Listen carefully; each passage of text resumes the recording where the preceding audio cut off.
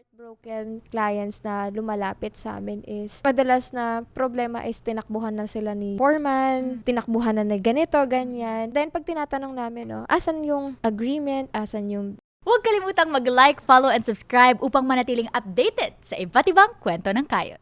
Mahal kumuha ng architect. yes or no, no? Kasi usually, ano ba yung pinoprovide ng architects? To share lang, no? Meron kasi iba, pag tinanong yung fee ng architect, minsan iniisip nila, kay architect lang yun mapupunta. But actually, hindi. Kasi once na kumuha kayo ng isang architect and then may team members na siya, so yung professional fee nila is hahatiin yun sa apat. Structural engineer, Dun sa allied professionals. yes, dun sa allied Okay. professional. So, hindi siya mapupunta lahat. At the same time, yung lahat ng operational cost. So, bumabiyahe ba sila, magpapaprint, and others. So, lahat talaga yun is considered. And then, ang titingnan kasi natin dun is, ano yung goal mo? Kasi usually, minsan, let's say, gumastos si client, no? Let's say, professional fee, 200,000 to 300,000. For example lang, no? And then, madalas, let's say, nag-start na sila ng construction, hindi nila napapansin yung mga changes nila, especially for the materials, kung mayroong mga i-rectify sa construction, hindi nila nakita na mas malaki pa pala yung gastos nila doon. Instead na planado na siya, kasi once na we provide yung services ng isang architect, complete na, no, the plans, architects, and then allied professional, and then yung cost estimate niya. So, you know how much yung aabutin ng isang construction. And then, let's say, may mga additionals, madedetermine natin yun kung ano yung mga additionals na yun. And then, naka-specify na siya. Usually, yung mga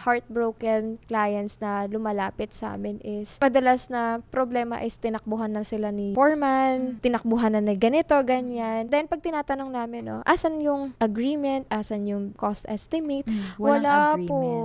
Wala po, architect. So, yan. So, wala na silang habol. And then, minsan, syempre, pag hindi sila nakipag-usap, no, hindi sila ginaid ng isang professional, madalas wala namang liability yung kausap nila. Kasi, to share with you, no, yung architecture or yung architects have 15 years of liability. So, kung ano man yung mangyari dun sa Within project, 15 years since naitayo siya. yes, oo. Pwedeng habulin si architect. Masunog man yan, gumuho man yan. Pwedeng i-check kung ano yung mga materials, yung technical Kung specifications saan sila na nagkamali. we provided. Yes. Makikita natin nun, no? Kung ano yung magiging problem niya in the future. So, ang binabayaran talaga dun ni client is the liability of the professionals. May hahabulin talaga sila. So, hindi nila napapansin yung mga changes nila, especially for the materials, kung mayroong mga i-rectify sa construction, hindi nila nakita na mas malaki pa pala yung gastos nila doon.